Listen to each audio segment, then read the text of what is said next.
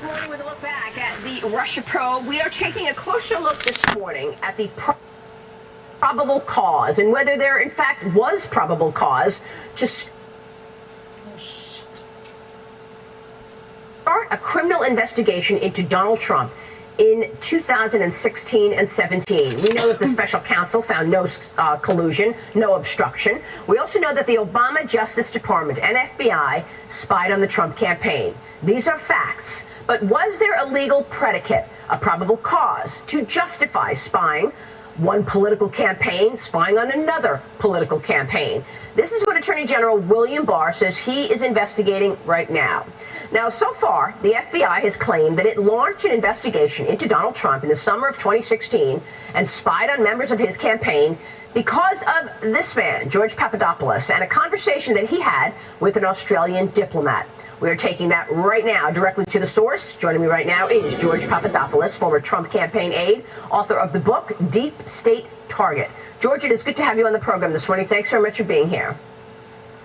Thanks so much for having me, Maria. I want you to take us back to how this all began, because when you and I were talking about what you went through, it was actually stunning to me in terms of the level of people that reached out to you. First, before we go through this timeline that is really stunning, and I want our viewers to focus on this, I want to ask you, have you ever been to Russia?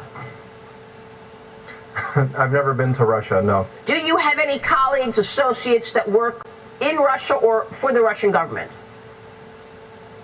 Absolutely not. In fact, I was working at a neoconservative think tank for 5 years leading up to joining both the Carson and Trump campaigns, and I was in the energy business. Okay. So as an American doing those two things, you're not working with the Russians at all, and you're not promoting their interests. All right, so let's take it back to the end of 2015, and you were working with the Ben Carson campaign. We've got this timeline here.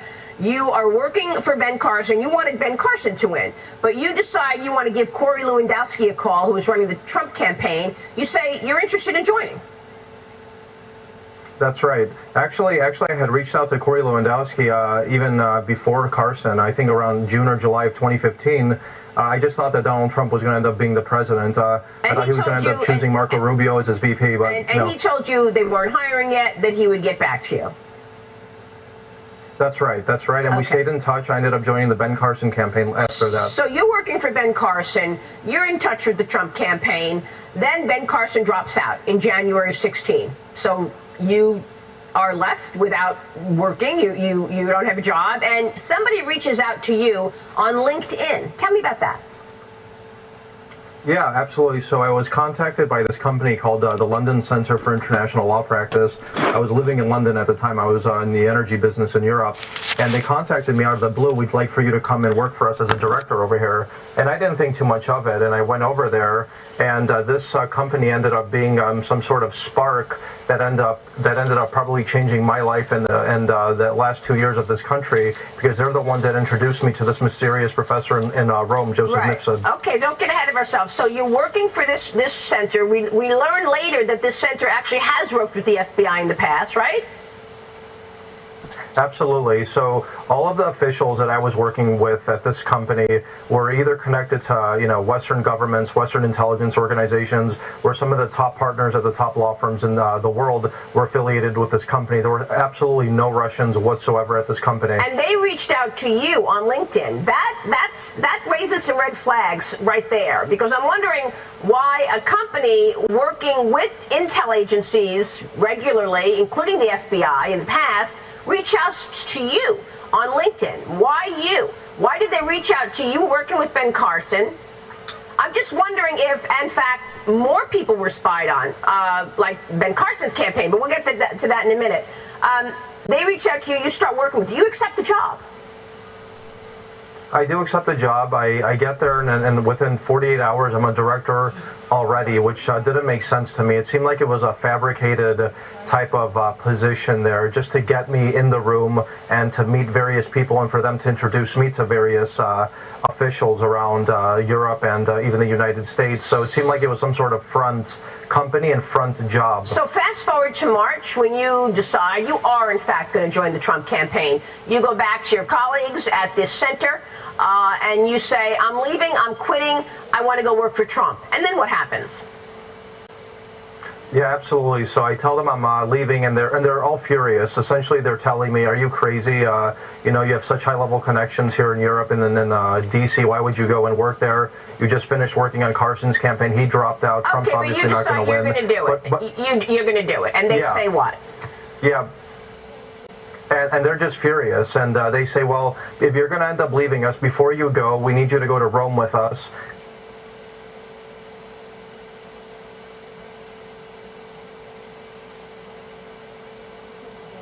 Because we have some people there who are going to help you on the campaign.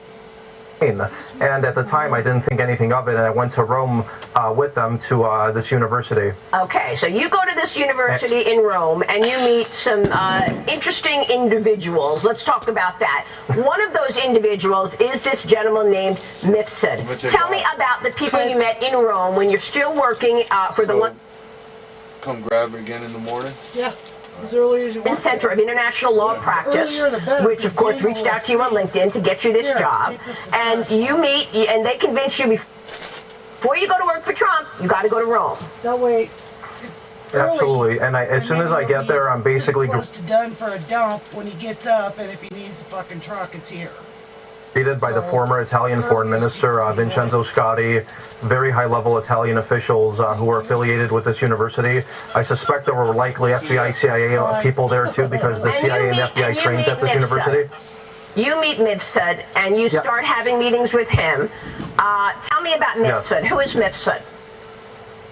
Yeah, so I'm introduced to Mifsud by the former Italian Foreign Minister Scotti and this company I work for, and Mifsud basically is the overseas professor that Bob Mueller falsely characterized to the world as some sort of... Do I get to fucking use it exclusively? Russian cutout who was trying to conspire with me or collude with me and provide information that the Russians had Hillary Clinton's emails. Now he drops a bomb on you in one of the meetings.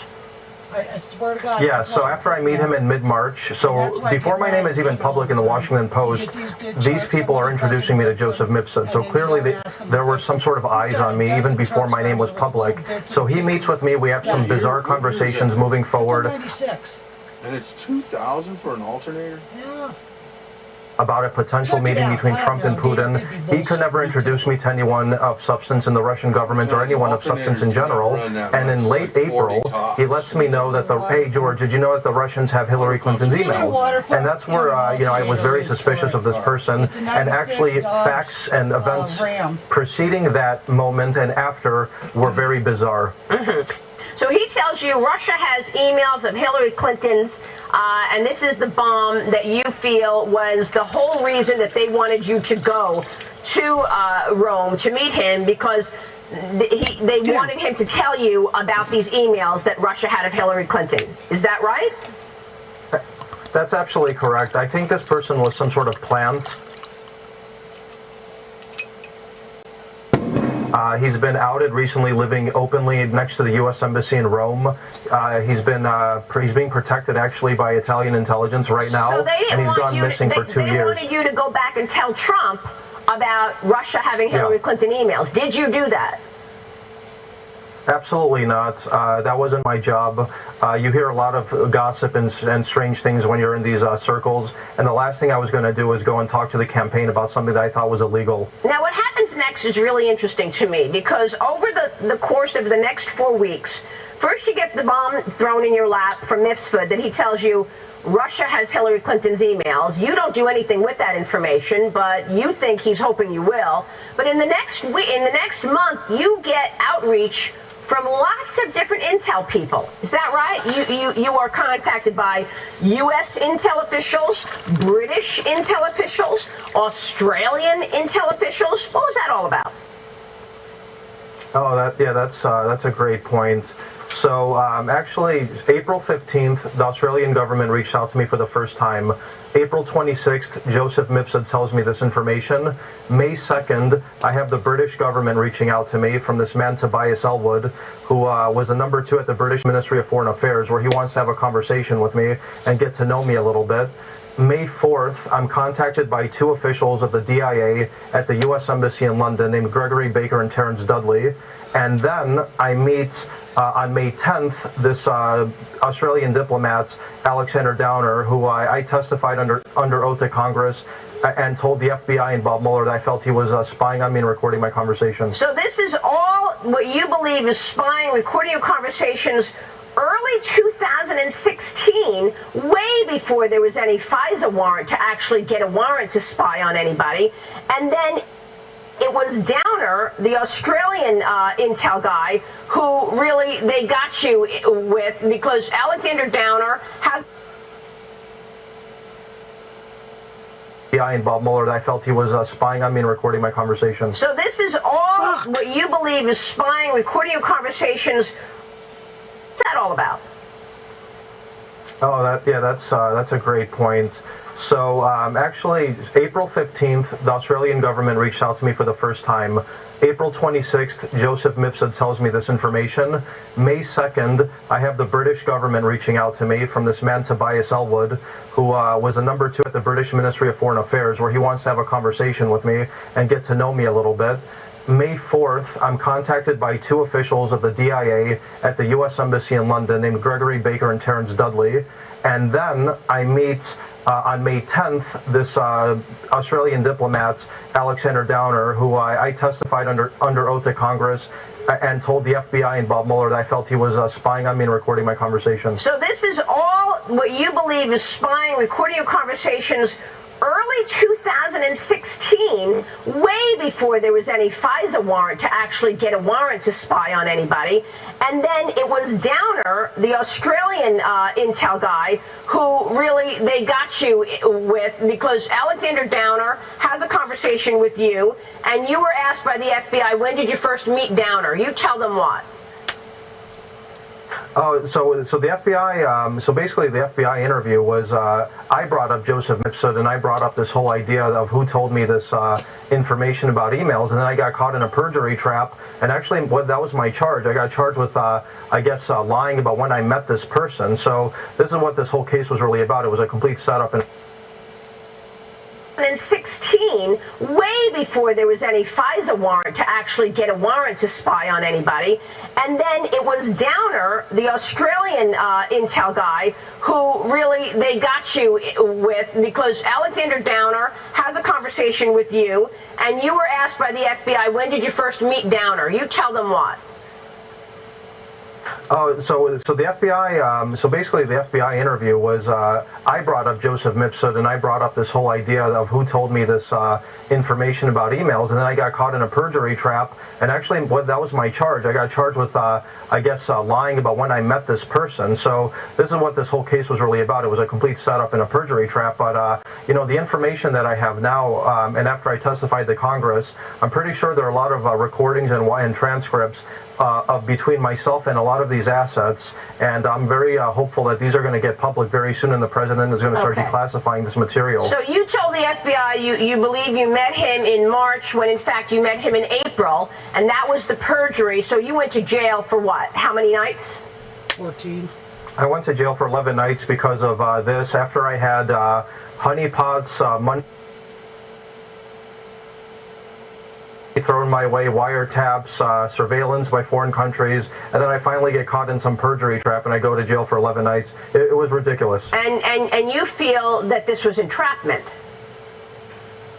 Absolutely. I feel it was entrapment, and I'm very happy to see Congressman Devin Nunes and the letter that he sent to Secretary Pompeo and Gina Haspel to get more information on this person, Mifsud, because if it's indeed proven that this person was really entrapping me, not even spying on me, and then there was a coordinated effort between these other various intelligence agencies, including the DIA and Australians, to extract this fake information and then spy on me with another honeypot in London with Halper. This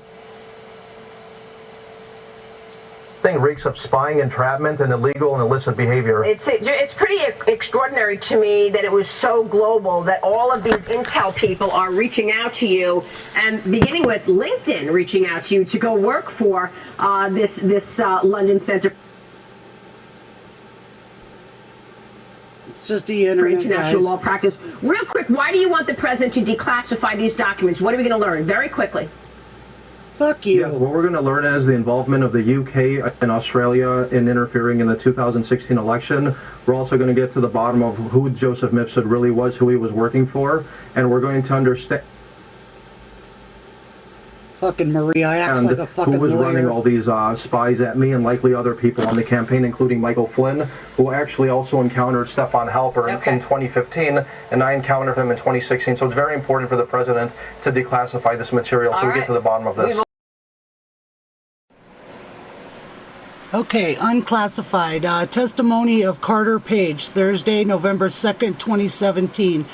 U.S. House of Representatives, Permanent Select Committee on Intelligence, Washington, D.C. The committee met pursuant to call at 9:40 a.m. in the room HVC 304, the Capitol. The Honorable K. Michael Conaway presiding. Present, Representative Conaway, King, LeBlando, Rooney, Ross Lithin, Turner, Weinstepp, Crawford, Growdy, Stefik, Hurd, Schiff, Hines, Sawwell, Carson, Spear, Quigley, Sawwell, Castro, and Heck. Russian government, the so-called Putin regime. Carter Page says, although I played no role in any government active measures in 2016 election other than being a target of the Obama administration's effort to support Mrs. Clinton's campaign, the only discussion I can recall where WikiLeaks even tangentially came up with any Russian occurred on the afternoon of Monday, October 24th, 2016. In the moments before recording a TV interview at RT Studios in London, where I was visiting for a few days on my way to Johannesburg. The host and staff mentioned in passing that the news they saw about WikiLeaks in the UK papers seemed like it might potentially be interesting. However, they anecdotally noted in passing that it was unfortunate that there was no way to efficiently sort through the high number of documents which had been released. Based on the limited verbal interaction, it seems unlikely that Russian entities such as television network were in any way directly involved in the WikiLeaks cyber activity. While I have seen no definitive evidence to support the January 6, 2017 intelligence report, my highly limited personal exposure to limited May 22nd, 2017 by certified U.S. in electronic mail. The Honorable K. Michael Conaway and Adam Schiff, U.S. House of Representatives, Permanent Select Committee on Intelligence, HPSCI, Capitol Visitor Center, Washington, D.C. Dear Congressman Conaway and Congressional Schiff, thank you for your recent correspondence requesting information regarding government active measures directed at the 2016 election. In support of your ongoing efforts and to help set the stage for my upcoming testimony before your committee, I am pleased to present the initial collections of evidence to HPSCI, which should significantly contribute to the discovery of facts within your investigation's publicly announced perimeters. Having apparently come up with limited substance this far, much of the other ongoing discourse on matters related to Russia in both chambers of the U.S. Congress, as well as throughout our great country, become desperately all-encompassing and increasingly genital. I don't know why they use these big words. Maybe because they think people won't find out. The race to the bottom in terms of irrelevancy has often created further confusion in and damage to America. Rather than assist in the actual pursuit of trust, the deceptive smoke screens of leaks and further exasperated current misunderstandings, since most of that dialogue has remained behind a selective cloud of privacy, partial secrecy.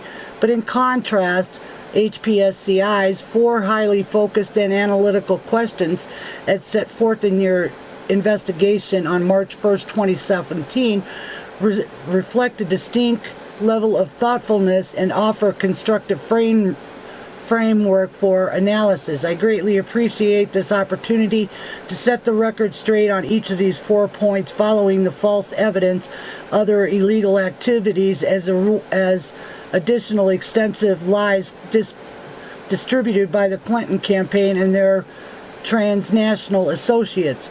Working in coordination with the Obama administration, the transnational criminal associates, which severely defamed me, many other supporters of the and many other supporters of the Trump campaign, and our decency in general should be hopefully soon gain full exposure. Unlike recent misleading illegal leaks, the proper legal procedures of disclosure currently underway should further assist in this process. As per discussions with HPSCI's senior counsel for counterterrorist on Friday, I tentatively look forward to testifying on the record regarding these matters before your committee on Tuesday, June 6, 2017. In support of that forthcoming appearance, I have recently been in contact with Deputy General Rod Rosenstein, Special Counsel Robert Mueller, and the other justice officials regarding the multiple outstanding requests for immediate release of the illegitimate FISA warrants that were allegedly filed by the Obama administration against me in 2016. My personal appeals for public disclosure have echoed recent loud cries across the America's political spectrum from left to right, including the American Civil Liberties Union, ACLU, and Judicial Watch. The Privacy Act of 1974 includes provisions which grant individuals the right to seek amendment of agency records maintained on themselves upon showing that the records are not accurate, relevant, timely, or complete. As a major affront to our democracy, the complete mockery that the Obama administration made of the 2016 election makes such immediate steps essential today. Where I have never done anything wrong in Russia, no documents, records, electronic stored information, including email, communications, recording, data, and tangible things could reasonably lead to discovery of any facts within the investigation's publicly announced perimeters as it relates to actions by the Russian government. As further proof of this reality, the forthcoming documents related to my alleged FISA warrant that currently remain somewhat classified and temporarily withheld from the public by the U.S. government should soon lead to the discovery of a plethora of highly relevant facts within the investigation's public announced perimeters once disclosed. In the immortal words of Judge Robert Bork, an intellectual feast at the time of their release. Although I understand my forthcoming testimony might be behind closed doors, I would request that some of the live public access be allowed. For example, live stream via internet, public access television, or perhaps C-SPAN 8. It is important that the American public have the opportunity to hear the truth following the outrageous allegations that have been made against me on behalf of the Clinton campaign. On one hand, and despite a historic level of surveillance last year, it seems understandable that keeping the failure of the Trump collusion conspiracy theory covered up might be offers as a means to embarrass this dry hole dug by those who espoused such ideas. But since many with the members of your committee seem legitimately interested in getting to the bottom of this whole story, it is only fair that some of the public hearing might be similarly offered. The country deserves an opportunity to hear my defense after severely defamatory testimony by Mr. Comey in front of your committee on national television in loyal support of Clinton-Obama regime. As reported in an unfortunate front-page Washington Post article about civil rights abuse committed against me, which you may have seen, applications for FISA warrants, Comey said, are often thicker than his wrists. and thickness represents all the work the Justice Department attorney.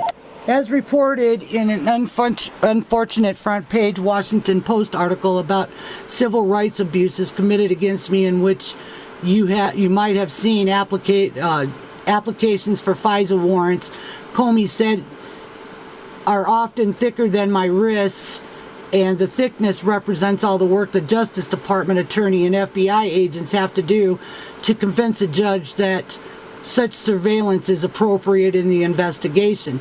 If the thickness is indeed the case for my FISA warrant, it would be inevitably be filed with a potpourri of falsehoods from the Clinton-Obama regime, which fabricated this travesty from the onset. For the United States to end up the continued delusional charade regarding Russian connections with the new administration, it is essential to gain public access to these related documents as a matter of the highest urgency in preparation for my planned testimony. Any assistance that HPSCI might be able to provide by further encouraging the federal authorities to expedite this matter in advance of our tentative meeting on June 6th would be greatly appreciated by both me and innumerable Americans. While initial steps have previously been taken by members of Congress to get to the bottom of the civil rights injustices, Senator Grassley, Senator Feinstein, Senator Graham, and other distinguished members of the Senate Judiciary Congress have expressed related concerns about potential wrongdoing by the U.S. Department of Justice and FBI in 2016. In the wake of recent decisions by former Obama administrations, including Mr. Comey, which may potentially limit their ability to carry out their role as members of the committee, they have noted that the constraints on their capabilities as the FBI's primary oversight committee with broad jurisdiction over federal law enforcement, FISA, and the nomination of the next FBI director. Last week, Senator Lindsey Graham also noted Congress has pretty much been sidelined, not completely, but pretty much. His comments related to the appointment of Special Counsel Mueller and the legal jeopardy may create for the Americans who have been swept up in the ongoing witch hunt. But as President Trump noted in the U.S. Coast Guard Academy commencement last week, Wednesday, over the course of your life, you will find that things are not always fair. You will find that things happen to you that you do not deserve and that always are not always warranted. But you have to put your head down and fight, fight, fight.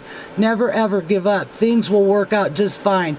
By all accounts, the Clinton-Obama regime fake FISA warrant targeted me for exercising my First Amendment rights in the most unwarranted abuse of power that I and most Americans have witnessed in the election throughout our lifetime. We must get to the bottom of this as quickly and as efficiently as possible. I cannot underscore enough the need for transparency surrounding last year's apparent transgressions by the U.S. government, which HPSC is helping to expose. I hope that my answers to your 4 strategic questions below help you to partially fill that gap. Then there's nothing else written. It just drops off into 200 pages of blank. So that tells you that they didn't want to release much from Carter Page's testimony. So anyway.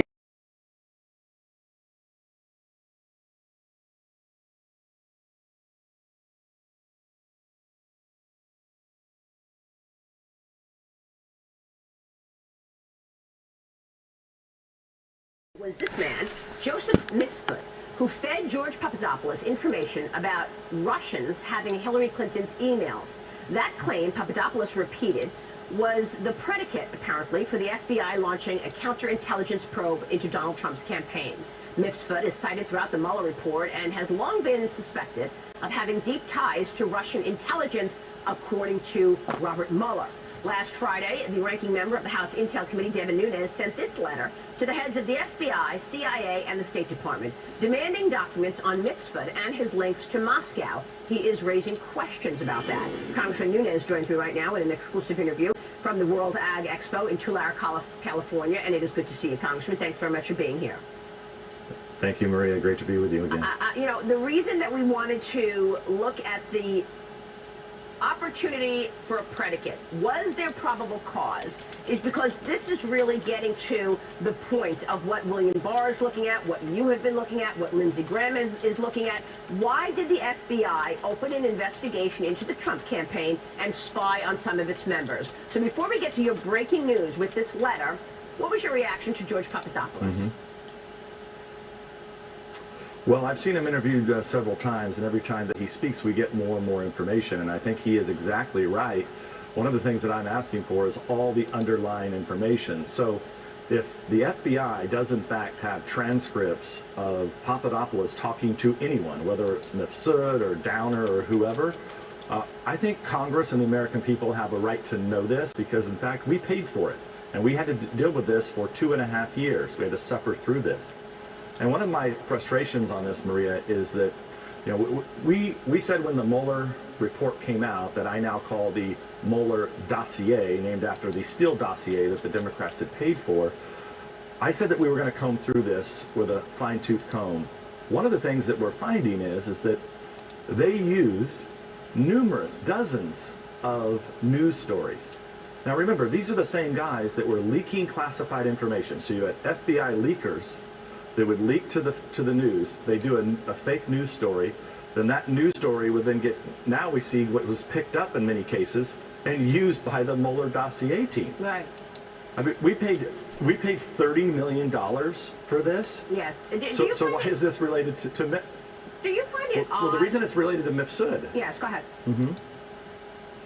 Well, the reason it's related to Mifsud, okay, which is, Mifsud really originates this investigation because he's the first one that we know of that goes to someone within the Trump campaign and says, hey, I think I know where the Clinton emails are.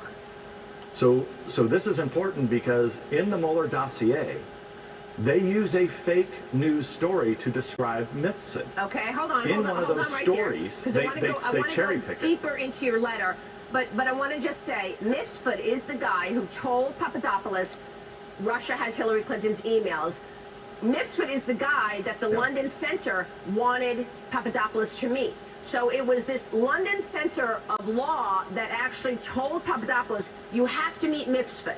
Mifsud then drops this bomb on him and says, Russia has Hillary Clinton's emails. Do you find it odd that all of these international intel guys are reaching out to Papadopoulos? Why reach out? Who's Papadopoulos? He's working for Ben Carson, then he's working for Trump. So how come somebody from Britain, Australia, Italy, they're all reaching out to him? And by the way, how come this London Center of International Law reached out to Papadopoulos on LinkedIn to go work there after Ben Carson withdrew? And I think a better question is that, so Papadopoulos claims that he was quitting this London Center.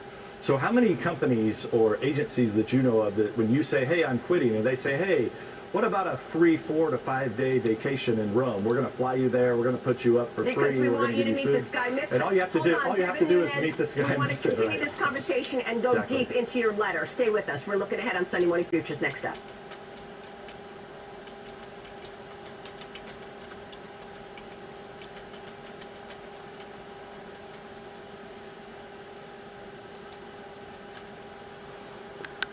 To the heads of the FBI, the DOJ, as well as the NSA and the CIA. Why did you write this letter? Well, we're trying to get to the bottom of Mifsud. So as we talked about it in the last segment, this guy originates the investigation. We know that the Mueller team wrote this Mueller dossier. They used a lot of these news stories that in fact sometimes were generated by leaks from the FBI. Now, I don't think the American people expect 20 DOJ lawyers and 40 FBI agents to write a 450-page report that's built off of news stories that in many cases they generated. Why I particularly have a problem with this is with one of the stories is because they pick a news story and then they cherry pick from it. So they use it partly to describe where Mifsud worked, but then they fail to say in that same story that they have given support to by using it in the Mueller dossier, they cherry pick it, and they don't use that Mifsud was described as a Western intelligence asset. Now, Maria, anybody who's out there All they have to do is get on the World Wide Web. And if you type in Joseph Mifsud, Link Campus, which is where he worked, you will find, you don't even have to be able to read, okay? You'll find pictures of him with many foreign dignitaries, foreign leaders. You'll see that the Link Campus had the FBI was on the Link Campus doing training nearly all the time, nearly every year. So how is it that we spend $30+ million on this as taxpayers, and they can't even tell us who Joseph Mifsud is? So that's, we're getting to the bottom of this. So we believe he has ties to the State Department. The State Department, actually our State Department, had him in the United States Capitol in 2017. Joseph Mifsud. This is, and remember, why is Mifsud so important? Because Mueller, the Mueller dossier team, they essentially make this guy out to be a Russian asset under the control of Putin. Said that he says he has ties to these Russians. You know, sound familiar? So, you know, this is the origination of this investigation, and it seems like Mifsud has an awful lot of ties to U.S., British, and Italian intelligence services. Do you believe that the FBI had all of these sources out to entrap people from the Trump campaign so that they could claim that there was a conspiracy, that Donald Trump was colluding with the Russians? But in fact, they put all of these sources all across the world to get to members of the Trump campaign, like they reached out to Papadopoulos. Well, remember what I said on your show last year? Yep. I think I actually said, I think I said it first on your show, as I recall. I said, I'm not worried about whether or not they were spying on the Trump campaign. That is fact. What I want to know is how many spies with an S were involved in this. And I mean, and this is why we have to get to the bottom of this. Why all this information needs to come out. Let me ask you this. The reason, yeah, go ahead. Yes. Finish your thought, Congressman. Well, on Mifsud.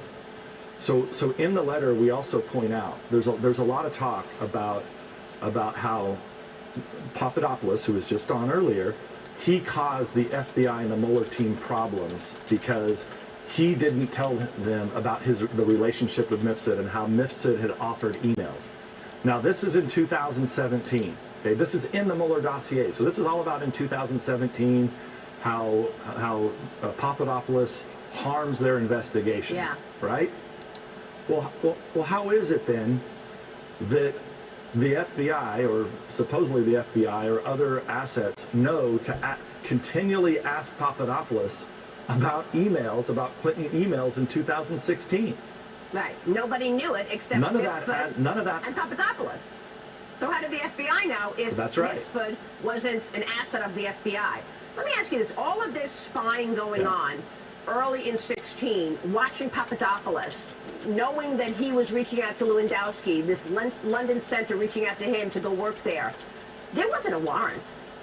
The FISA warrant to spy on an American citizen like they did with Carter Page didn't happen until October later that year. So was this illicit spying? Well, it's beyond me. I never knew that you could use counterintelligence capabilities. These are the capabilities that we have in our government to go after and target terrorists. I never knew that you could actually go out and use those capabilities to spy on Americans. And look, we don't know all this yet for sure, but I think we have strong suspicions that is exactly what was happening. And you really only have to look at the text messages from Strzok and Page, who were the FBI agents who were the lead that ultimately served on the Mueller dossier team. They were texting about this stuff. They wanted an insurance policy. That's right. Congressman, it's good to see you this morning. That's right. Thanks very much. Thanks, Maria. We continue to peel back the onion on this blowout story, which, of course, we've been covering now for 2 years, and you've heard the truth right here. We'll take a break. When we come back, the battle between Congress and the Justice Department. Committee Chairman Adam Schiff of unleashing a conspiracy theory with his recent claim after Senate Intelligence Committee Chairman Richard Burr said his panel found no evidence of collusion. So now we've heard from the Senate, the House, the DOJ, and now the FBI. And look at these headlines. The Wall Street Journal publishing this op-ed. Shifting to phase 2 of collusion. Conspiracy theorists looking for something new, anticipating a Mueller letdown. Another piece published by the Washington Examiner this weekend.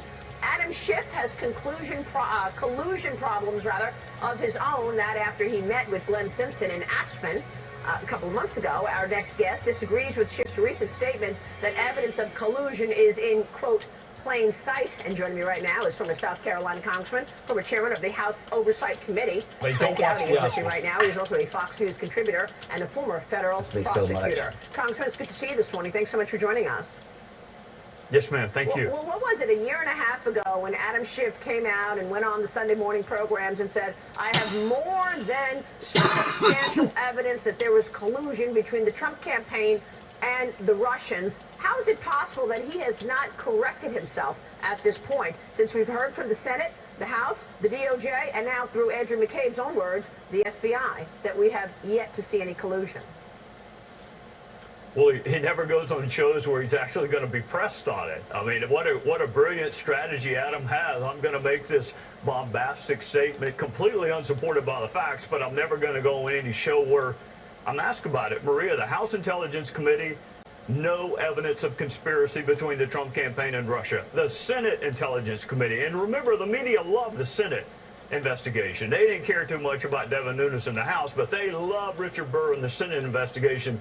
No evidence of conspiracy between the Trump campaign and Russia. Mueller's indictments, no indictments showing conspiracy between the Trump campaign and Russia. There's never been a witness who's alleged conspiracy between the Trump campaign and Russia, and yet Adam Schiff, that three-eyed raven, Adam Schiff, who can see things nobody else can see, says he has evidence more than circumstantial, not quite direct. By the way, for those who didn't go to law school, there's no such thing. There's no such thing as evidence that is not circumstantial or direct. But Adam has seen it, and he's never pressed on it. Yeah, it's pretty incredible, actually, because, you know, this issue is still out there. We're waiting for Robert Mueller to wrap up his report with some conclusions here. But at this point, we're hearing from people like Andrew McCabe, who is now on a book tour, as you know, talking about things like 25th Amendment, how this effort was underway to remove the president, and how he was so sure that he needed that investigation in place to make sure to find the collusion. What do you make of Andrew McCabe out the way he is, talking about what he's been talking about, even though he's been referred for criminal charges by the Inspector General? Well, let's go back to May the 9th, I believe it was. Comey is fired, and Andy McCabe wants you to believe that the Department of Justice and the FBI were just in utter chaos, and they thought the President of the United States might be an agent of Russia, and they thought the President of the United States may be guilty of criminal obstruction of justice. This is May the 9th of 2017. 2 days later, Andy McCabe is before the Senate Intelligence Committee with the entire world watching. It's on worldwide television, and he's got the Senate Intelligence Committee, and he doesn't say one single solitary word about Donald Trump being an agent of Russia or criminally obstructing justice. And if that's not good enough, if 2 days wasn't enough time for Andy to process that, in June of 2017, he's right back before the Senate Intelligence Committee.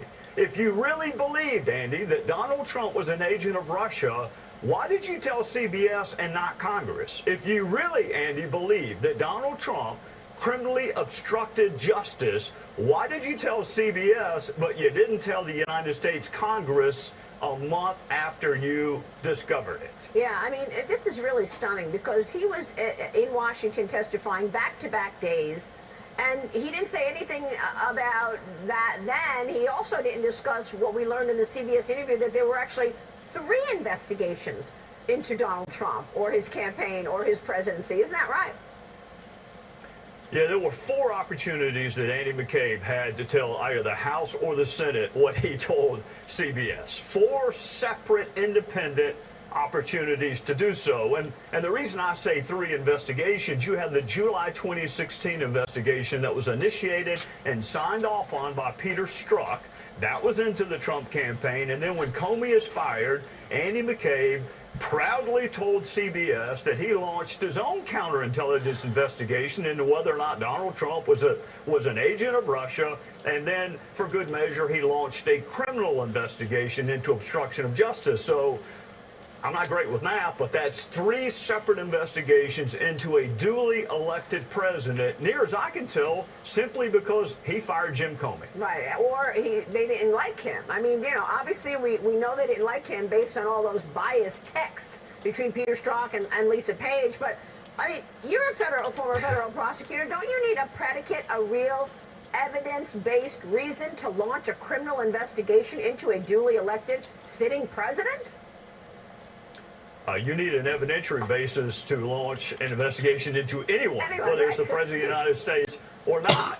And that's also true with counterintelligence investigations. I mean, look, the American people give these awesome powers to our law enforcement agencies. And those powers are to keep us safe from foreign adversaries and domestic adversaries. We give them awesome powers. Yeah. And what they do not expect is for Andy McCabe or Peter Strzok or Lisa Page to have these historic levels of bias and launch counterintelligence and criminal investigations simply because you wish someone had not been elected president. Right, exactly. All right, Congressman, stay with us. I want to talk about accountability with you.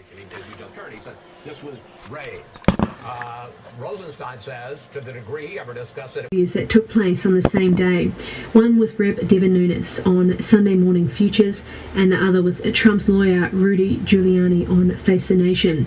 Nunes told Maria Bartiromo that he was ready to send 8 criminal referrals to the Attorney General, 3 of which included conspiracy to lie to Congress and or the FISA court. Giuliani walked through the topic of the Mueller report, noting that I'm not worried about the report at all. There's no way those 2 good lawyers, DAG Rosenstein and AG Barr, would have written that kind of letter if there's any issue. The following day, on April 8th, Mark Meadows publicly commented on the Nunes interview, noting that there would be additional criminal referrals to come. Meadows stated that overwhelming evidence shows multiple FBI and DOJ executives abused their power to undermine a duly elected President Trump. They will be held accountable. Meadows was personally involved in key interviews of many of the FBI and DOJ figures. It's likely that he's referring to some of these individuals. On April 9th, Attorney General Barr attended a hearing in front of a House Appropriations Subcommittee. The hearing, which was scheduled to be about the Justice Department's budget, initially focused almost exclusively on the Mueller report and Barr's conclusions letter. A number of interesting details were divulged, including a confirmation of a May-June timeframe for the Inspector General report. Bloomberg reported that Barr has assembled a team that would be looking at the decisions made by FBI and DOJ officials. Although Barr wouldn't confirm this during the hearing, he did note that I'm reviewing the conduct of the investigation and trying to get my arms around all the aspects of the counterintelligence investigation that was conducted during the summer of 2016. Barr told the subcommittee that his March 24th letter was meant to state the bottom line conclusions of the report, not summarize the report, and noted that he attempted to use as much of the special counsel's language as he could. Barr concluded, telling the subcommittee that the letter speaks for itself. The same day as the Barr hearing, the House Judiciary Committee held a hearing on hate crimes and the rise of white nationalism. During the hearing, Ted Lieu played a shortened and misleading clip of Candace Owens, who attended the hearing. Owens listened to the clip, visibly angered, but held back any response until it was done. When her turn came, Owens provided the proper context to her remarks in a strongly worded response that left Lieu appearing visibly uncomfortable and unnerved. The video of Owens' response would go on to be one of the most watched clips in C-SPAN history. On April 10th, Meadows noted that the Mueller report would be released shortly, but more importantly, he divulged that Special Counsel Mueller and his team were actively assisting Barr in the preparation of the redactions.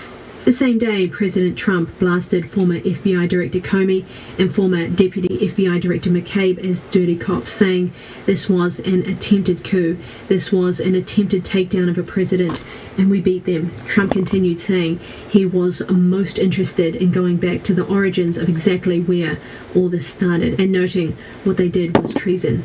On April 10th, are you aware that at 9:23 on the night of July the 9th, the day you were nominated to the Supreme Court by President Trump, Senator Schumer said, 23 minutes after your nomination, "I will oppose Judge Kavanaugh's nomination with everything I have. I have a bipartisan, and I hope a bipartisan majority will do the same. The stakes are simply too high for anything less." Well, if you weren't aware of it, you are now. Get down. Did you meet with Senator Dianne Feinstein on August 20th? I did meet with Senator Feinstein. Did you know that her staff had already recommended a lawyer to Dr. Ford? I did not know that. Did you know that her and her staff had this allegations for over 20 days? I did not know that at the time. If you wanted an FBI investigation, you could have come to us. What you want to do is destroy this guy's life, hold this seat open, and hope you win in 2020. You've said that, not me. You've got nothing to apologize for. When you see Sotomayor and Kagan, tell them that Lindsay said hello, because I voted for them. I would never do to them what you've done to this guy. This is the most unethical sham since I've been in politics. And if you really wanted to know the truth, you sure as hell wouldn't have done what you've done to this guy. Are you a gang rapist? No. I cannot imagine what you and your family have gone through.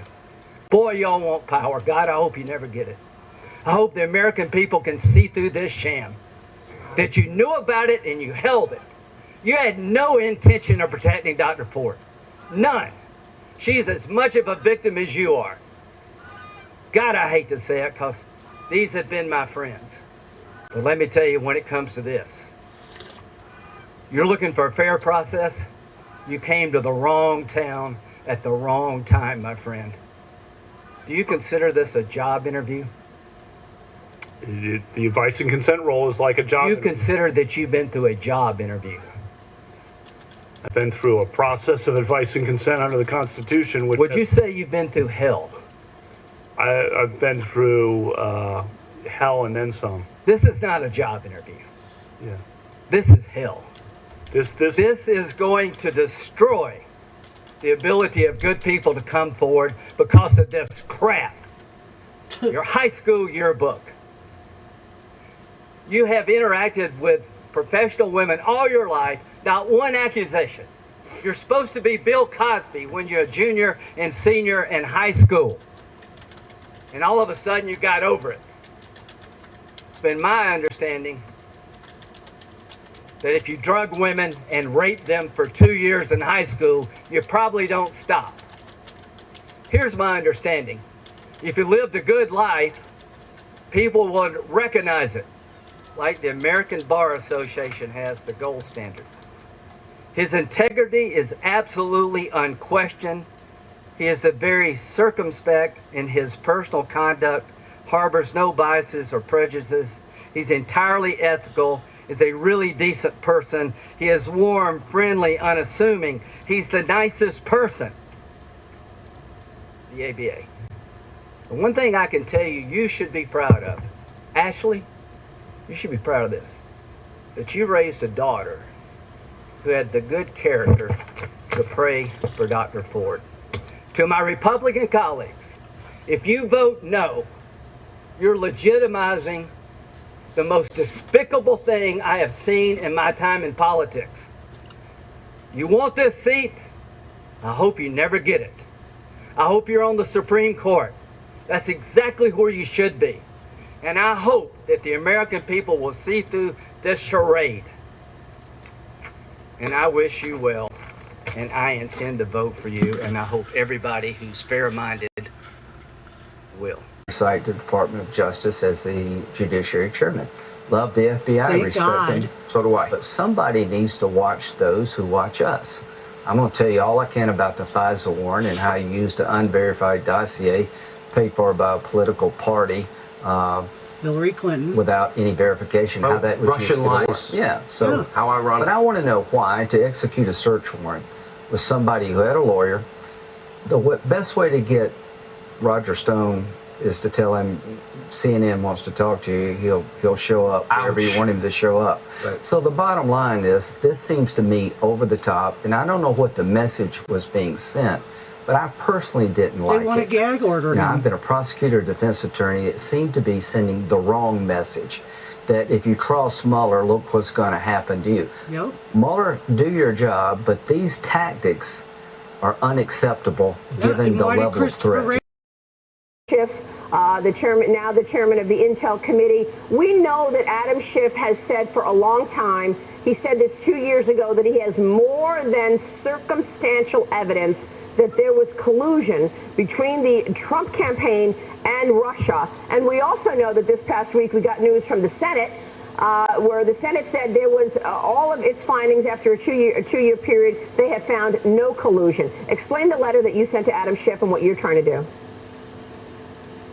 I put it out on a blog, and I raised questions about Adam Schiff. Yes, you state that in March 2017 he said he had this proof. He sounds like a modern-day Joe McCarthy and can't produce anything as we move through. We've had the Senate and the House investigate this and say there is no collusion from Republicans and Democrats. But you know what we recently found out, Maria, and I've got to thank you because this is something that you have been monitoring the entire time and bringing out information on.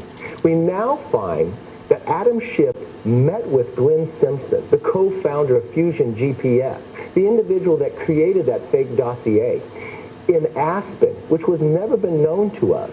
First of all, what did they meet about? And this was after the committee wanted to look into Glenn Simpson even further because the credibility of the answers he gave when he came before the committee. Then think about this. I want to know, what did they talk about there? How many other times have they met? But why did Adam Schiff fight when we wanted to find out who paid Fusion GPS? Well, we found out that it was the Democrat National Committee. But why did Adam Schiff fight that?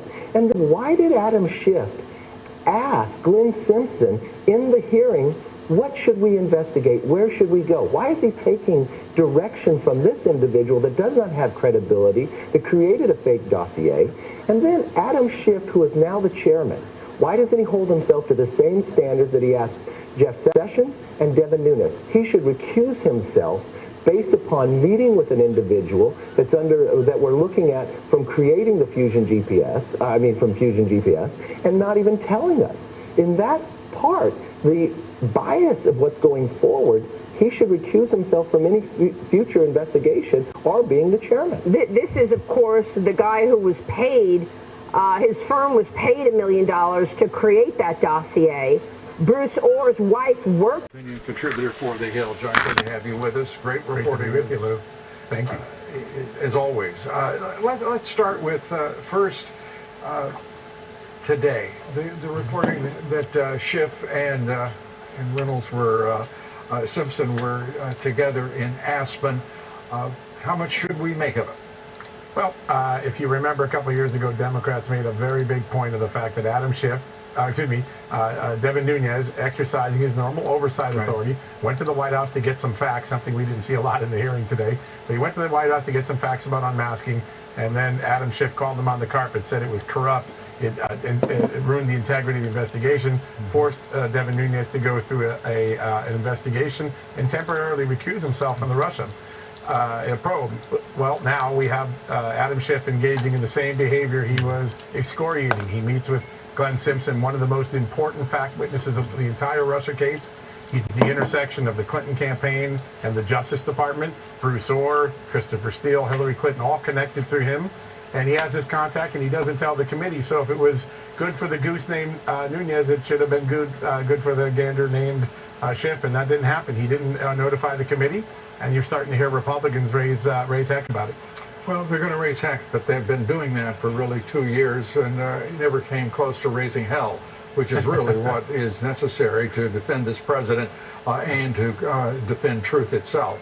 You were talking about Devin Nunes, who's, I think we all agree, a hero in this this sordid, monstrous witch hunt that's been conducted against the president. But we also have to bring into play the name Paul Ryan, because he is the one who played games with Schiff and let him drive that narrative in the face of evidence that Nunes had collected that substantiated his views and positions on the president throughout. Correct? Listen, there was an evolution at the very end of Paul Ryan's tenure as Speaker. I think he very late in the process. I think at the beginning he thought Devin Nunes and Jim Jordan and Mark Meadows were off on some goose chase, and I think very late in the summer and into the fall, I know I talked to him about it. He told me directly for the first time he believed there were FICE abuses. He wasn't a believer in that, but as more and more evidence came through, as his lawmakers were more determined than he to get to the truth, he finally came around to that position. Well, I am a trusting and open-hearted soul. I think that Paul Ryan was lying to you throughout, as he lied to his entire conference and to this president throughout. He betrayed then, and in my judgment, the country. There is no, to me, there is absolutely no excuse for his conduct and his willful betrayal of this president. Let's turn to further the idea that Special Counsel Mueller that you reported. It goes back to 2002 and the way in which he was acting without integrity and permitting those with him on his team to do so in flagrant violation of the regulations for FISA surveillance warrants. Yeah. So this is a very important story for one reason. If you remember when Devin Nunes and Jordan and Meadows, all those guys started raising questions about the FISA, people like Rod Rosenstein and James Comey said, there can't be any abuses. There's such a process in place that catches everything. You don't appreciate how much work we put into it. Well, guess what? That process allowed 75 FISAs between 1999 and 2002 to be submitted to the FISA court with false, inaccurate, or omitted information. The very same allegation that we now see in the Carter Page FISA of 2016. So it really debunks a lot of those the trust us concerns, trust the process concerns. Those processes only work if people tell the truth in those documents.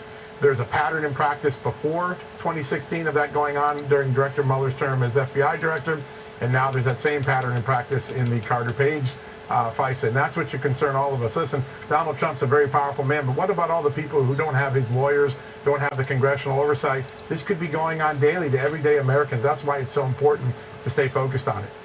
Without question, and indeed, with a president who is being subverted by that very process and becomes the first president, to our knowledge, to ever be spied upon by his own national security agencies, including that, of course, of the FBI. It is. Do you think that there will ever be any accounting for those abuses? Yeah, I think the first thing that's happening, and there's a very big moment this week, and I know you've seized on it, but not many people have. Richard Burr, Senate Intelligence Committee Chairman, came out and said what Devin Nunes said a year ago. 2 separate committees, 2 different chambers. There is no evidence of collusion. Getting that off the table allows Washington, official Washington, to begin to focus now on, well, how did we get that narrative? Who made that false story? What went on? What abuses occurred in the FBI? And I think that moment, that tipping point has arrived. And I think with the Inspector General's report coming out soon and a new sheriff in town named Bill Barr, the new Attorney General, I think you'll see some real accountability in 2019. I'm hearing a lot of things behind the scenes of that accountability beginning to set up. Whether it's Joe Biden, Bernie Sanders, or somebody else, the nominee for president on the Democratic side is going to be on a path to try to turn America into a socialist country. We're not going to let that happen. Donald Trump's still in the White House, and as long as I'm majority leader of the Senate, I get to set the agenda. That's why I call myself the Grim Reaper. We will not have the Green New Deal and will not have Medicare for none as long as I'm majority leader of the Senate. What purpose is the gentleman? We'll strike the last word. Gentleman's recognized. Bill Barr is following the law, and what's his reward? Democrats are going to hold him in contempt. I don't think today's actually about getting information. I don't think it's about getting the unredacted Mueller report. I don't think last week's hearing was actually about having staff question the Attorney General. I think it's, as my colleague said earlier, I think it's all about trying to destroy Bill Barr because Democrats are nervous he's going to get to the bottom of everything. He's going to find out how and why this investigation started in the first place.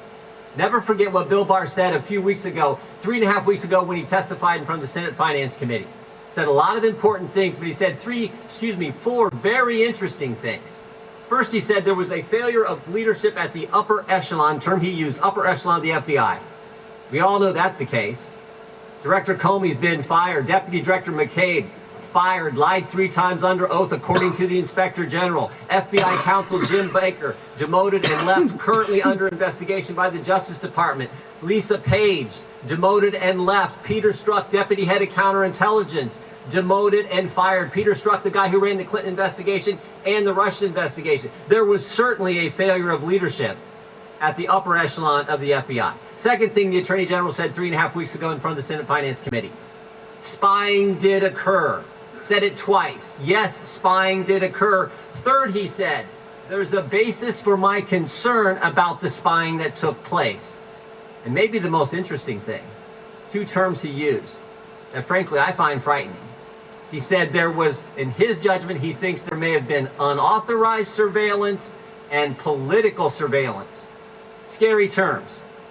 We got to go back to January 3rd, 2017.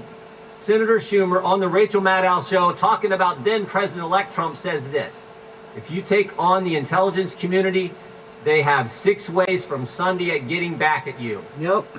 I don't know if the FBI went after President Trump in 6 ways, but I sure know they went after him in 2 ways.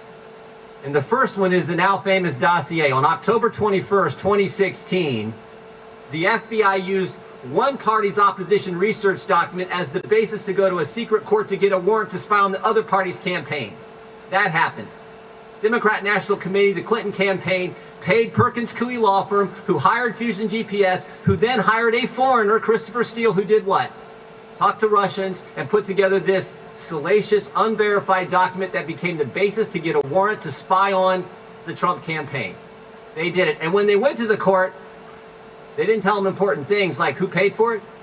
They didn't tell them that Christopher Steele had already told the FBI and the Justice Department that he was, quote, desperate to stop Trump.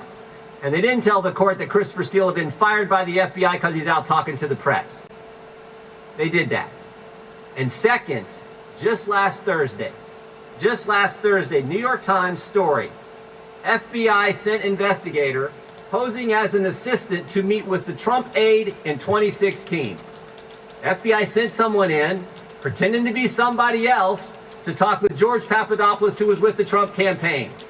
You know what they call that? You know what they call that? It's called spying. They did it. They did it. They did it twice, and who knows how much more. And what I know is Bill Barr has said he's going to get to the bottom of it.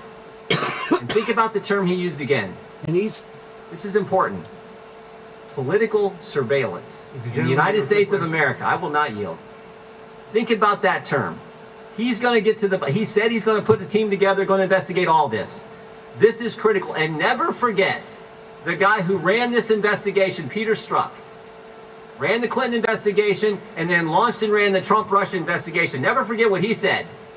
Trump should lose 100 million to zero. We need an insurance policy. Told Lisa Page, don't worry, Lisa, we'll stop Trump. This is what Bill Barr wants to investigate.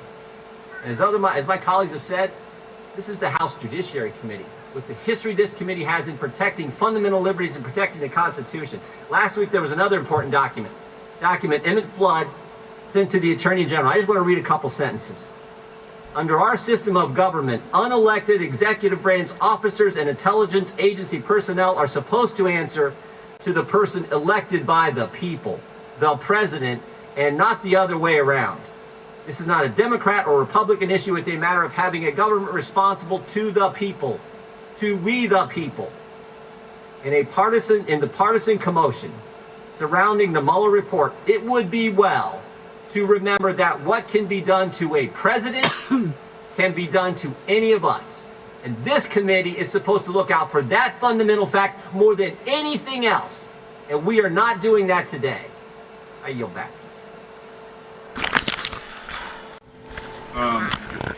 Mr. Chairman, this, and to the folks watching here, this slog continues. Last week, I urged you and my fellow members of the Judiciary Committee Democrats to respect the histories and traditions of this committee and conduct its business accordingly. We still have a crisis on our southern border. China is stealing our intellectual property, yet here we are, wasting another valuable week of legislating calendar against the majority's war against the administration. Today, we are meeting to consider a resolution to hold Attorney General Bill Barr in contempt of Congress. So let's take just a few moments and go through this. What is the justification for holding Attorney General Barr in contempt of Congress? Perhaps did he fail to abide by the special counsel regulations? No, he went above and beyond what the regulations required by transmitting the full report to Congress with limited redactions. Could it be that the Attorney General failed to accommodate the chairman's demands for information? No. He offered to let the chairman and 5 other Democrat leaders review the less redacted report at the Department of Justice, including a 99.9% unredacted volume on obstruction. In an odd move for anyone demanding access to information, the chairman and the other elected Democrats given access have declined to view that report. The Attorney General also volunteered to testify before this committee about the report's conclusions and his role in sharing the report. And as we all witnessed, the Democratic gamesmanship forced the Attorney General to forego the scheduled hearing last week. On Monday, the Justice Department offered to meet to discuss accommodations. Yesterday, they made a reasonable offer to avert this spectacle, and once again, they were rebuffed and the chairman declined. Perhaps then the Democrats believe that there has been an unreasonable delay in the Justice Department's response to their subpoena. No, that's not true either. In fact, the chairman is moving to this contempt resolution at lightning speed. It has been less than 20 days since the chairman, Nadler, subpoenaed documents from the Justice Department. When the Oversight Committee held Attorney General Eric Holder in contempt, more than 250 days had passed between the subpoena and the committee's vote to hold him in contempt. More than 450 days passed between the committee's initial request to the Justice Department and the committee's contempt vote. Judiciary Democrats are moving more than 10 times faster than Oversight did with Holder. They have moved from request to contempt vote in only 43 days. And yet the Justice Department is still at the negotiating table waiting for the Democrats to arrive in good faith. Why this rush? Without any valid legislative or administrative reason, we can only assume the Democrats that are led by the chairman have resolved to sully the Bill Barr's good name and reputation to accomplish 2 goals. First, Democrats are angry the special counsel's report did not produce the material or collusions they expected to pave their path to impeaching the president. I feel compelled to remind everyone the report found, despite offers to do so, no one from the Trump campaign knowingly conspired with the Russian government. And you can't help but notice the phrase Russian collusion has vanished from the Democratic talking points and left a void in the narrative. Since the special counsel did not make a prosecutorial determination of obstruction, which was his job, the Attorney General and the Deputy Attorney General did so according to their mandates as law enforcement officials while giving no credence to the Office of Legal Counsel's opinion regarding that of sitting presidents.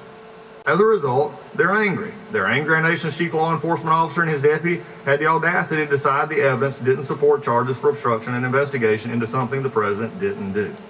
Second, Democrats are afraid of what the Attorney General will find when he completes his ongoing review of FISA abuses at the Justice Department, including how the Russia investigation began.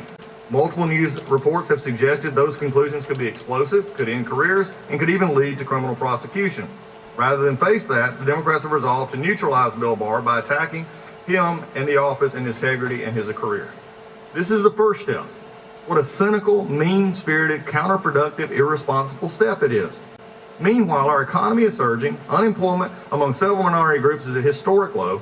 A recent Washington Post poll shows cratering support for impeachment, but Democrats have no plans, no purpose, and no viable legislative agenda beyond attacking this administration.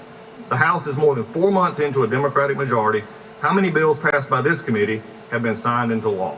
0. Mr. Chairman, I implore you to see reason. I ask that you recognize the craven and insincere politics that seem to be yielding no dividends for the American people.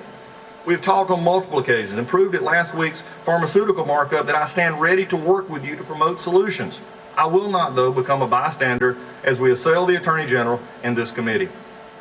Our democracy deserves better. Finally, Mr. Chairman, I'd like to quote a fellow member of Congress. As a member of Congress, I treat assertions of executive privilege very seriously. I believe they should be used only sparingly. In this case, it seems clear the administration was forced into a position by the committee's insistence on pushing forward with contempt. Despite the Attorney General's good faith offer, Mr. Chairman, it did not have to be this way. We could have postponed today's vote and accepted the Attorney General's offer. Instead, by not honoring the Constitution's charge to seek accommodations when possible, the prestige of this committee has been diminished. As a result, that should concern us all. I quote Elijah Cummings. The Democrats are pushing something they call the National Popular Vote Interstate Compact, which is an end run around the Electoral College that is closing in on the number of states that it needs in order to succeed. The idea is that states pass laws saying that the electors from those states should cast votes not for who won the state, but for the winner of the national popular vote. And that when enough states have passed this, so that they constitute 270 or more electoral votes, enough for a majority in the Electoral College, the compacts would take effect. And at that point, the Electoral College becomes an irrelevant formality because the states vote in accordance with the popular vote. Now, there have already been 15 states and the District of Columbia that have passed the National Popular Vote Interstate Compact, and they account among them for 198 of the 270 electoral votes that they need for this to take effect. And there are enough state legislatures out there that have not yet ratified it, where at least one house is Democrat, to get them up over the 270. In those states, there's one house Republican and one house Democrat. So we have to hold the line to protect the Electoral College. And nobody's talking about it. They're doing this in stealth, in secret. And they just got Colorado the other day to pass it. Oregon is about to pass it. Delaware just passed it. And they're going state by state and piling up these votes. And they'll never amend the Constitution, but the Electoral College will cease to exist in any functional way. Now, I believe that the Electoral College is terribly important because I believe that it would be impossible on a national basis to stop voter fraud. We're very fortunate in the way our presidential elections work now that most of the really populous states are already overwhelmingly Democrat or Republican. Florida is the only exception. But Texas in one column, California, New York, and Illinois in the other column, all of the states with really big cities are basically spoken for. So there's no point in stealing votes in Los Angeles or getting illegal immigrants to vote in Chicago or in New York, because those states are already going Democrat. But if you repealed the Electoral College, which made the popular vote controlling, you would have millions and millions of illegal immigrants and other fraudulent voters besieging the polls to create a permanent popular vote majority for the Democratic Party. And it's only the Electoral College that stops that from happening. This is one of a number of changes the Democrats are trying to make in light of having lost the election of 2000 and 2016, in both cases carrying the popular vote but losing the electoral vote, that the Democrats are pushing to change that system. One is eliminating the Electoral College. The other is that they're asking states to lower the voting age to 17 or even to 16 so that more young people can vote, more young socialists, and have a chance to sway the national vote. And of course the other element is to oppose photo ID and to oppose purges of the voter rolls of people who've moved away or died to facilitate voter fraud. This package of items is in a legislative package called For the People, which is something that liberal Democrats are advancing. And normally we'd be able to stop it in Congress. But this Electoral College move is an end run around Congress. It's very possible that states will lower the voting age to 12 or 10 or 8 or what, but there's nothing we can do to stop that. But as long as the Electoral College exists, it doesn't do the country as a whole any damage. This video is sponsored by my new book. If I wanted America to fail, to follow, not lead, to suffer, not prosper, to despair, not dream, I'd start with energy. I'd cut off America's supply of cheap, abundant energy. I couldn't take it by force. So I'd make Americans feel guilty about using the energy that heats their homes, fuels owns their cars, runs their businesses, and powers their economy. I'd make cheap energy expensive, so that expensive energy would seem cheap. I would empower unelected bureaucrats to all but outlaw America's most abundant sources of energy. And after banning its use in America, I'd make it illegal for American companies to ship it overseas. If I wanted America to fail, I'd use their schools to teach one generation of Americans that their factories and their cars will cause a new ice age. And I'd muster a straight face so I could teach the next generation that they're causing global warming. When it's cold out, I call it climate change instead. I'd imply that America's cities and factories could run wind power and wishes. I'd teach children how to ignore the hypocrisy of condemning logging, mining, and farming while having roofs over their heads, heat in their homes, and food on their tables. I would never teach children that the free market is the only force in human history to uplift the poor, establish the middle class, and create lasting prosperity. Instead, I demonize prosperity itself so they will not miss what they will never have. If I wanted America to fail, I would create countless new regulations and seldom cancel old ones. They'd be so complicated that only bureaucrats, lawyers, and lobbyists could understand them. That way small businesses with big ideas wouldn't stand a chance. And I would never have to worry about another Thomas Edison, Henry Ford, or Steve Jobs. I would ridicule as flat earthers those who urge them to lower energy costs by increasing supply. And when the evangelists of common sense try to remind people about the laws of supply and demand, I'd enlist a sympathetic media to drown them out. If I wanted America to fail, I would empower unaccountable bureaucracy seated in a distant capital to bully Americans out of their dreams and their property rights. I'd send federal agents to raid guitar factories for using the wrong kind of wood. I'd force homeowners to tear down their own homes built on their own land. I'd make it almost impossible for farmers to farm, miners to mine, loggers to log, and builders to build. Because I don't believe in free markets, I'd invent false ones.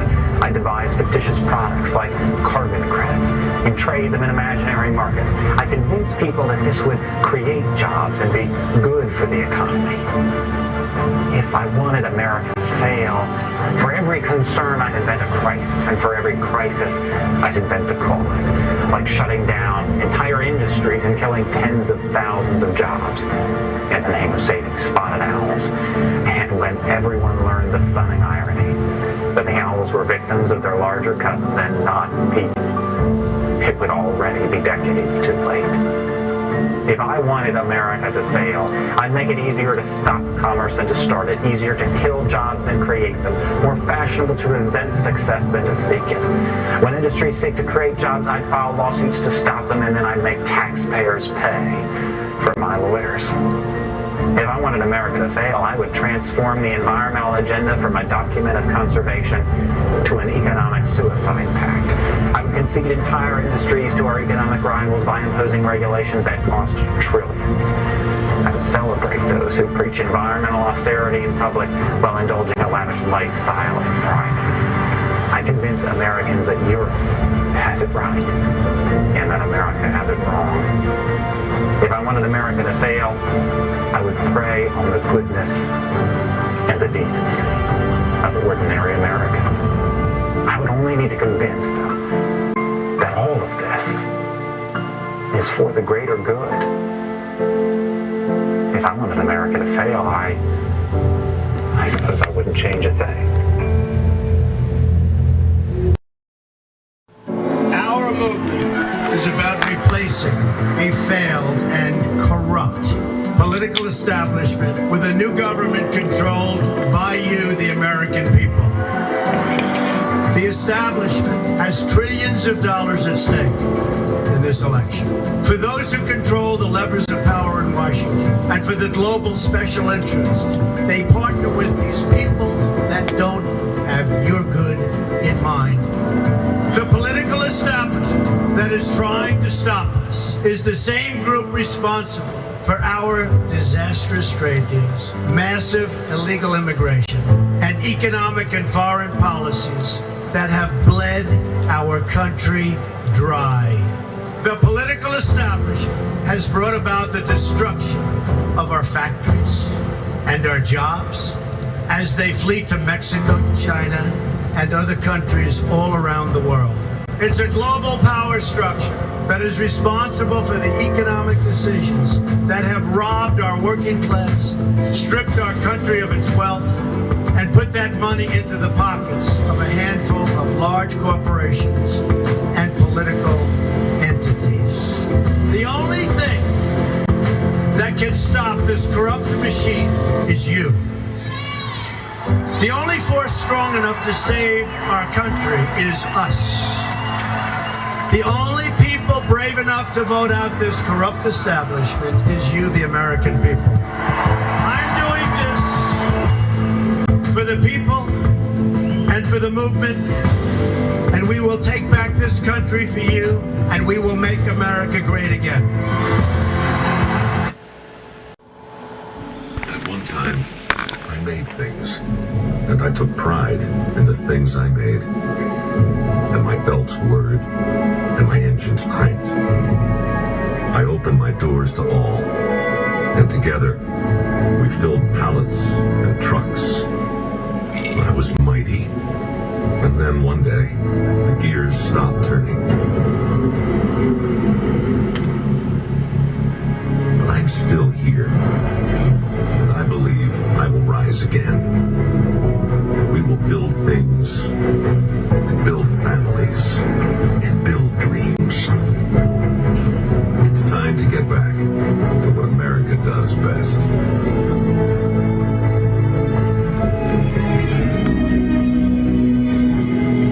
Because work is a beautiful thing. If I were the devil,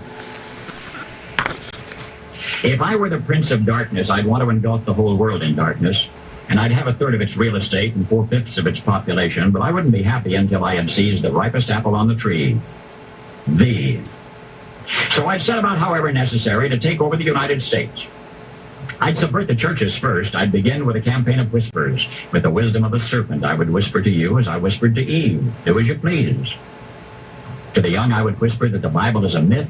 I would convince them that man created God instead of the other way around. I would confide that what's bad is good and what's good is square.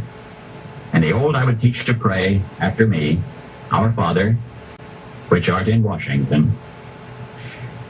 And then I'd get organized. I'd educate authors in how to make lurid literature exciting so that anything else would appear dull and uninteresting. I'd threaten TV with dirtier movies and vice versa. I'd peddle narcotics to whom I could. I'd sell alcohol to ladies and gentlemen of distinction. I'd tranquilize the rest with pills.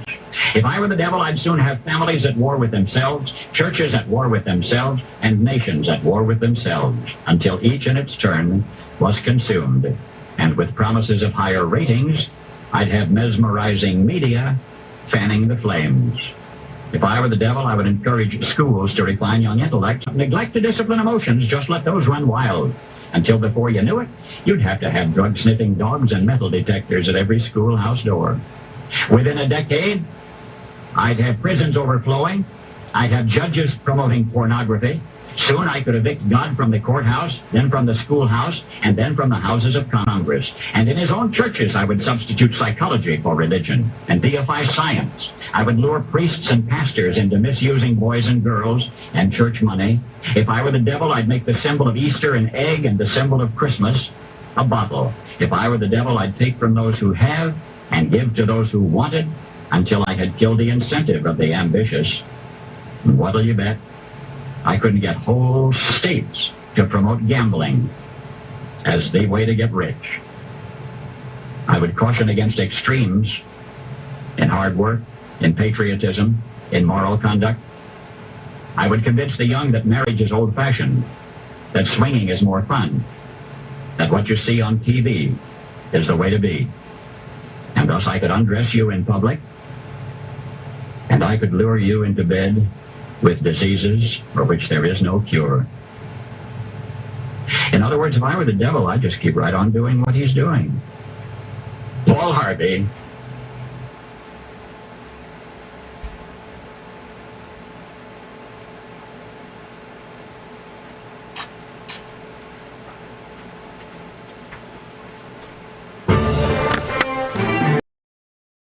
Are they looking for a redo because they hated seeing these? Committee is hoping to hear from Special Counsel Robert Mueller a week from this Wednesday. The president tweeting that this is just a political move, he says, by Democrats. Quote, why would the Democrats in Congress now need Robert Mueller to testify? Are they looking for a redo because they hated seeing the strong no collusion conclusion, he writes? There was no crime except on the other side, incredibly not covered in the report. We know that there are investigations into that. That's a separate aside. And now obstruction, he wrote. Bob Mueller should not testify. No redos for the Dems. Here now, Trey Gowdy, former House Oversight Committee chairman, and Ken Starr, former independent counsel and author of Contempt, a memoir of the Clinton investigation, both are Fox News contributors. Gentlemen, great to have both of you here tonight. Thank you very much for being here. So just on that question first, I guess, let me go to you first, Trey Gowdy. Do you think that Robert Mueller should testify? Well, it's going to be hard. He's not going to have a lot to say because DOJ policy does not allow him to discuss derogatory information against an uncharged person. So what the Democrats want is for him to painstakingly go through all of the information he had that led to obstruction or that they think leads to obstruction. And the conclusion is he didn't indict him. So DOJ policy doesn't allow that conversation. I'm not sure what else he can talk about. So you're saying the unredacted information would be the one thing that they don't already have because everything else is already in the report, correct? So there's not much he could add to that. Well, even the unredacted information, I mean, some of it by law he cannot discuss. Right. Lots of it by law he cannot discuss. But even what is unredacted, the Department of Justice policy is you cannot discuss derogatory information against someone you did not indict. The department doesn't speak in press conferences and reports. They use indictment. So either indict or shut up. And he didn't indict. I think one of the things that they would probably love to ask Robert Mueller, Ken Starr, is, about his decision not to indict and whether or not it was completely separate from the issue of whether or not you can indict a sitting president. I mean, this to me is where, because we heard from the Attorney General, Bill Barr, and he said there were several instances where several people were in the room, and Robert Mueller said clearly, according to Bill Barr's testimony, I'm not worried about the OLC decision, the Office of Legal Counsel decision. I put that aside, and I decided whether or not we can indict and decide not to indict. If he has a different story than that in this testimony, that will be news. Oh, yes. In fact, I think he will not say that because he had his opportunity, that very elaborate report, 446 pages. So he's got to stick with the report. He can't have a latter-day inspiration. And so in terms of the president has the authority to direct Robert Mueller, through Bill Barr, not to testify. But I doubt that that's going to happen. I don't think that the president's going to cross his own attorney general, who I think has been doing a great job under this unremitting criticism. But in terms of Bob Mueller, he's got to stay with what he has written. Those 446 pages, the redactions, I've been through these, not the redactions, but I've seen what the redactions are. Yeah. 10% of book one, which is the real book, that's on Russian collusion. There was no collusion. There were contacts, not collusion. But let's face it, the name of the game now is, do we impeach? This is what the House of Representatives is all about, and that has to be book two. Let's put up a quote from a Washington Post piece on what Nancy Pelosi told Democrats on that behind closed doors. She said Trump had engaged in a type of behavior that prompted the move to impeach Nixon in 1974. This person has not only ignored subpoenas, he has said that he's not going to honor our subpoenas. What more do we want? She has sounded at times like she's against impeachment, at times like she thinks that there's no choice, Trey Gowdy. But clearly this is the political decision that they're trying to wrap their arms around. Yeah, the reason I'm smiling, Mark, that the Democrats and the D.C. media never met a subpoena for the first 6 years I was in Congress that they could embrace. The Obama administration routinely ignored requests for information, so God knows that can't be an impeachable offense. I didn't think Rod Rosenstein should be impeached. I didn't think John Koskinen should have been impeached. It is the political death penalty. So you need to be very careful when you use or how you authorize the use of what is tantamount to the political death penalty. Yeah. They're not going to succeed. The jury's not going to go along. This is about fundraising and placating your base. You know, in terms of what you said earlier, Ken Starr, I want to ask you about, you said that Bob Mueller deserves the sharpest criticism for sandbagging Bill Barr. What did you mean by that? Terrible. Well, his letter that was then leaked on the very eve of Bill Barr's testimony was essentially, I believe, an unfair, whiny complaint when he wasn't saying that the letter, the March 24th letter from Bill Barr that summarized the conclusions, which he was obliged to do. That wasn't just a discretionary call. Bill Barr was obliged under regulation to do exactly what it did. Then here comes Bob Mueller with this letter, which is then leaked. That is, to me, the unforgivable sin. He, Bob Mueller, badly injured this Attorney General, and the Attorney General didn't deserve that, but of course that created its own huge firestorm, including suggestions that the Attorney General was totally mischaracterizing the report and so forth. When you look at that March 24 letter, I think Bill Barr was honestly trying to do the right thing and to do it in the right way. Ken Starr and Trey Gowdy, thank you, gentlemen. Great to see you tonight. Thank you so much for being here. Hillary Clinton apparently still not over her 2016 defeat to President Trump. She's now claiming the election was stolen from her. Watch this. I think it's also critical to understand that, as I've been telling candidates who have come to see me, you can run the best campaign, you can even become the nominee, and you can have the election stolen from you.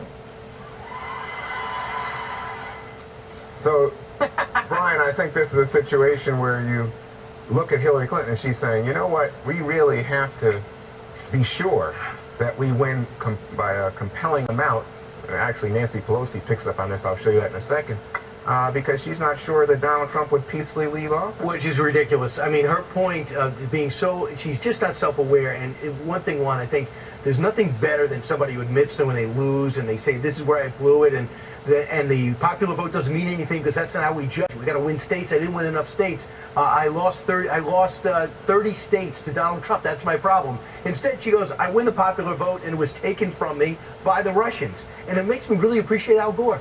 Al Gore could have said all the time, the governor of Florida was Jeb Bush. I barely lost to George Bush by 500 votes. Man, if I only did a whole state election, would have been different. He could have made a ton of money speaking across the country. Instead, he did what Jesse would have done, grew a beard and taught at Columbia. And that I really respect. Millions of dollars. But instead of saying, hey, here's the problem. I made a big mistake, private server. I made a big mistake. I let Uma Abedin go on the laptop of Anthony Weiner. I made a big mistake. John Podesta let the naked email server out there allow people to hack into it. That's where I dropped the ball. A naked server, interesting. Yeah, well, you know, I strongly disagree with that, but I'll leave it. It sounded like I won you over. No, because, you know, I think Russian propaganda had a lot to do. But Kennedy, what about Jerry Falwell saying, you know what?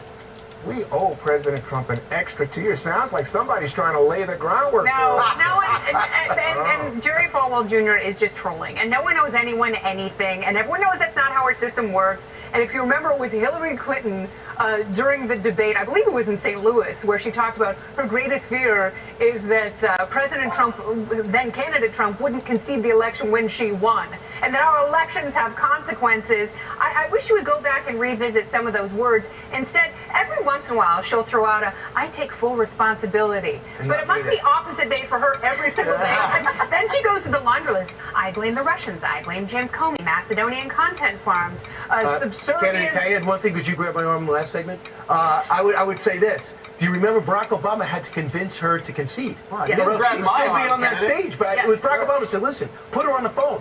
You lost. Yeah, and that's what we learned from the Peter Baker book. He's the New York Times chief White House correspondent. He's written a book about how disgusted President Obama was that she lost. He blames her and her soulless scripted campaign. That's what I said. So, Jesse, but you have Nancy Pelosi, on the other hand, saying, if we hadn't won overwhelmingly 40-plus seats in the 2018 midterms, well, if we won just by a slight amount, 4 seats or so, President Trump would have said, nope, not true, would have challenged the results of the election. No. So the Democrats are saying that Donald Trump will not accept the results of the 2020 election when they haven't accepted the results of the 2016 election? I think that's what's going on. I think he's in the White House. I think President Obama. But Hillary has not accepted the results. One was assigned this segment. He didn't get a chance to choose it. Your heart is not in this segment at all. It is not. There's some briefing details on this too. Well, if we blames her. Then she goes to the laundry list. I blame the Russians. I blame. What purpose does the gentleman from Florida seek recognition? Move straight last one. The gentleman is recognized. Thank you, Mr. Chairman. Glad to see that the microphone's working this week. My good friend from Georgia just asked the operative question. How can we impeach if we don't get the documents? How can we impeach if we don't get the documents? Ladies and gentlemen, this hearing is not about the Attorney General. It's not about the Mueller report, 92% of which everyone in America has had the opportunity to read. It's not about the fact that even the portions that the American people haven't been able to read, the chairman's been able to go read had he chosen. This is all about impeaching the president. Now, why don't they just say it? Why don't they just jump to the impeachment proceedings like their liberal media overlords are telling them to do? Well, the reason is that the American people don't support impeachment. And it's easy to understand why. They actually went and elected Donald Trump president of the United States. And I don't think people are going to support impeaching a president who's doing so well. I mean, you got 3.2% growth in the economy. The Trump economy is hot. And the reason we're doing so well is as a consequence of the president's policies. And so at a time when my Democrat colleagues are focused on the next election and not solutions to the problems facing Americans, they can't attack the president's policies. So people are doing well. So typically they roll next to identity politics, that based on what you look like, who you pray to, or who you love, you can't possibly support Republicans. But African Americans are doing better. Hispanics are doing better. Women are doing better. We are seeing a rising tide that is truly lifting all boats in this country. And so now we have this effort, not to argue with policies, not to typically go to the identity politics that functions as the organizing principle of today's Democratic Party. They have to delegitimize the guy that won, delegitimize the guy that people voted for, but they don't have the guts to do it directly, so they're going after the Attorney General. Now, the gentleman from Georgia in his last remark said, we are hiding behind the rules. Hiding behind the rules. These are federal laws that dictate what the Attorney General can and cannot do. We're not hiding behind the rules. We just like to follow them. By the way, it's not following the rules that got us in this trouble in the first place. When the Inspector General testified before us, he said it's the fundamental fact that during the investigations of Hillary Clinton and Donald Trump, you saw continuous examples of a one-off here, a violation of protocol there. The Inspector General said never before had he seen a circumstance where the very same team that was investigating Hillary Clinton would then go and investigate the other person that was involved in the 2016 presidential contest. About a month ago, in this committee, I laid out the stages of grief: denial, anger, bargaining, depression, and acceptance. And I think that folks watching at home can probably follow along and see where we're headed. First, my Democratic colleagues were in denial. When they saw that there was no collusion, after saying for 22 months that the president was an agent of the Russian government, after saying for 22 months that there was actual evidence of collusion,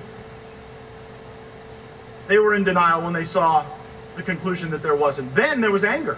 It had to be the Attorney General's fault. Mueller didn't make a decision on obstruction. Somebody had to. The Attorney General did. So they got mad at him. And we had this whole kerfluffle of anger. Well, now we know the third step: bargaining. Well, Mr. Attorney General, you've given us 92% of the Mueller report, but we have to bargain for the remaining 8% because that's really where we think the action is. Well, Mr. Attorney General, you spent 5 hours before the Senate Judiciary Committee. 3 of our presidential candidates got to question you. You offered to come before the House Judiciary Committee. You offered to come for an additional hour of questioning, but we have to bargain so that our staff lawyers can ask you questions. Now, I don't think it's a good sign that the next sign after bargaining is depression. So I feel for my Democrat colleagues, but after that we get to acceptance, and that's sure something that I'm looking forward to, because there are some really good ideas that my Democratic colleagues have once they kind of get to acceptance on the no Russia collusion thing. My friend, the gentleman from Rhode Island, has excellent ideas about how to change the way that consumers interface with big tech companies.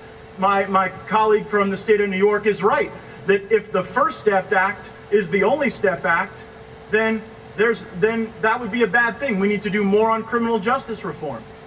My colleague who's not with us from California, Mr. Swalwell, he's got great ideas to unlock potential cures with medical cannabis reform, but we're not doing any of those things. And by the way, I bet a bunch of my friends on the other side of the aisle low-key wish that their actual bills that would impact the lives of Americans would get heard instead of this garbage. The Obama administration ran an intel operation against the Trump campaign. Peter Strzok opened it up, the dossier kept it going, and now the Democrats need to get over it. I yield back. And we're represented by Democrats that don't want to hear it because to them, they'll take anybody. They don't care about crime. They just want to get votes. They think these are all going to be votes for them someday. And other reasons. Maybe they want to make the country look bad. But let me tell you, we have a problem, and you people expressed it far better than anybody I've heard. I can't believe it. How many did you find last month? Well, 7 died on their ranch, on one ranch. 7. I said, what are you talking about 7? They start walking. And it is the expanse. That's the thing. Nobody knows the expanse. Nobody knows what we're talking about because it's so big. This state and this whole area, the border is big. Talking about 2,000 miles. And these people start walking. And this scum, the coyotes, the worst scum in the world, the coyotes, and they take their last amount of money. They leave them nothing. And they give them some water and a sandwich. And they start walking, and they have hundreds of miles to walk. Leave them to die. They leave them to die, and they're dying all over the place, and nobody knows it. No one should have to die to come to America. You know, we need legal immigration reform, obviously, but no one should have to die to come to America. And that's what the cartels are driving. And if you had a wall on the other side, you had a wall, they wouldn't be able to get through. And they're easy to, you know, you can take on a humanitarian basis. You can have food cars, you can have trucks, you can take them to someplace where they can be taken care of. And they won't come. You won't have so many because if they know they can't get through, they're not going to come. All of a sudden, they're not going to come. And we're building a lot of wall. You know, the other day I saw the fake news. They were saying I didn't build wall. You know why? Because they said, I ripped down a wall because I just left with them, a lot of these people. We ripped down a wall that was dead. It was useless. We ripped and we built a new one. They said that wall was already there. We built a brand new wall. We showed it to them. And some of them, because it's a dishonest deal, some of them said we didn't build a wall. Why didn't we build a wall? Because there was a wall already.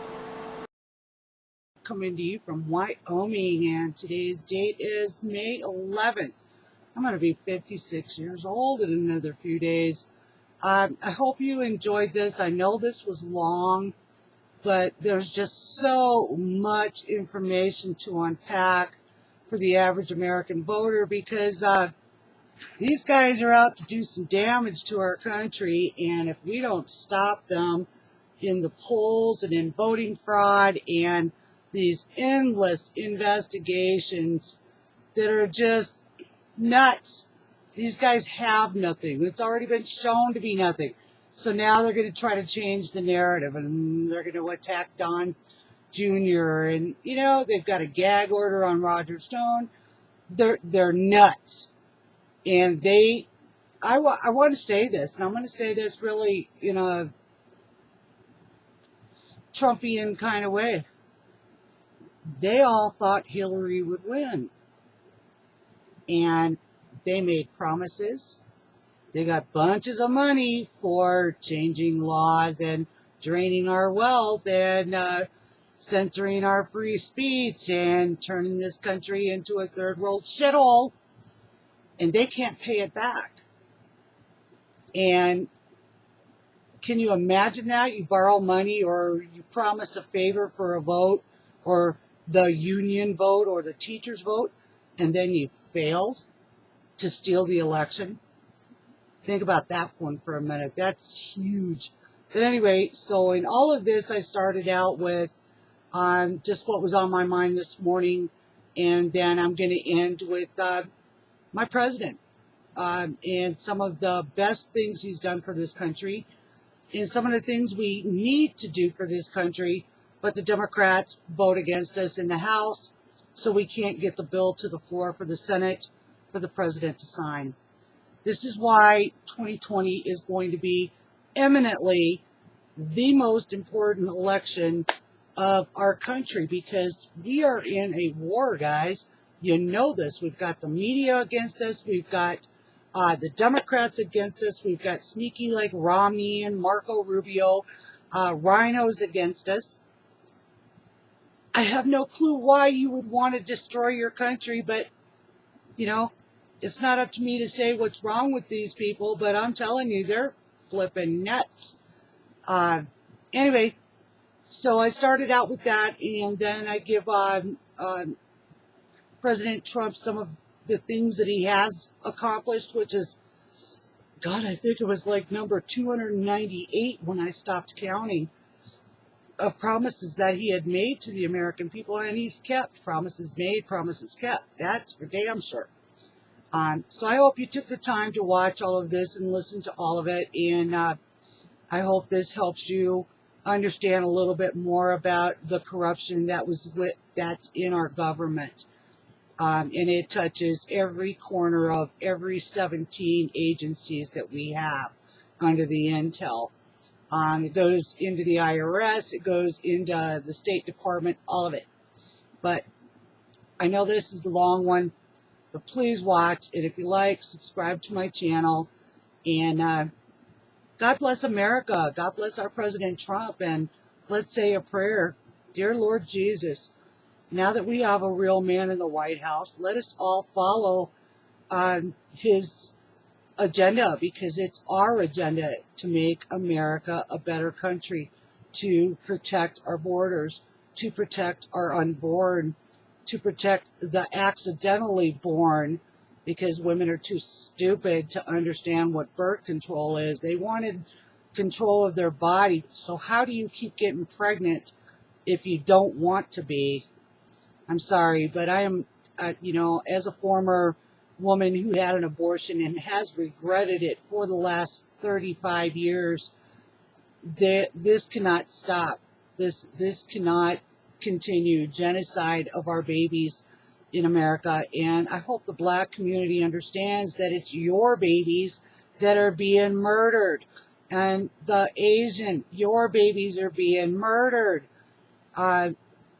It's a genocide of you guys. And that's why they want the illegals in this country so badly, is because they know you're not stupid anymore and you're off their plantation.